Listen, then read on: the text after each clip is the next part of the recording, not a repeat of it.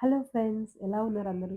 అందరూ బాగుండాలి. అందులో నేను ఉండాలి అని మనస్ఫూర్తిగా కోరుకుంటూ ఈరోజు వీడియోలోకి వెళ్ళిపోదాం. ఈరోజు వీడియోలో నేను హెల్తీ డిన్నర్ ఎలా తీసుకోవాలో చూపిస్తాను. ఫుడ్ అనేది హెల్తీగానే కాదు, మన నోటికి రుచిగా కూడా ఉండాలి. ఎప్పుడైతే మన నోటికి అది రుచిగా అనిపించదో, మనం తిన్న ఫీలింగ్ ఉండదు. అప్పుడు ఇంకా ఏదో తినాలి అనిపిస్తుంది. ఇందులో మన మెయిన్ ఇంగ్రీడియంట్ పన్నీరు, పాలక్.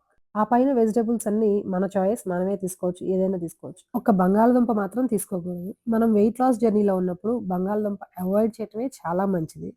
నేనైతే నా దగ్గరున్న క్యారెట్టు, క్యాప్సికము తీసుకున్నాను. దీని బేస్ కోసం శనగపిండి. శనగపిండి అనగానే చాలామంది అమ్మో! గ్యాస్ అంటారు. కానీ శనగపిండి అనేది ప్రోటీన్ ఫుడ్ అండి.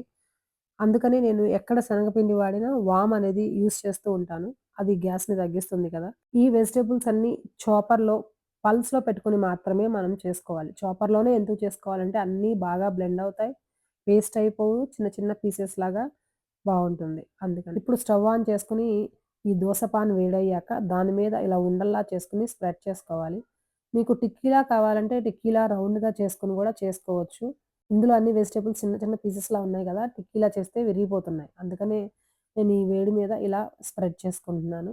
లేదు మీకు టిక్కీలాగానే కావాలంటే ఇంకొంచెం శనగపిండి యాడ్ చేసుకొని టిక్కీలా చేసుకోవచ్చండి. కానీ ఇలా పల్చగా స్ప్రెడ్ చేసుకోవడం వల్ల లోపల పచ్చిదనం లేకుండా క్రిస్పీగా ఫ్రై అవుతాయి.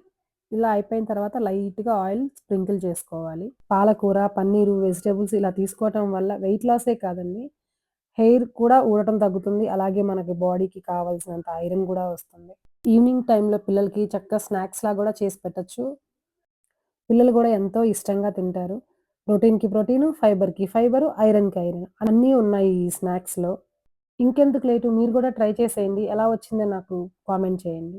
ఇప్పుడు మన పన్నీర్ పాలకూర టిక్కీస్ రెడీ అయిపోయాయండి.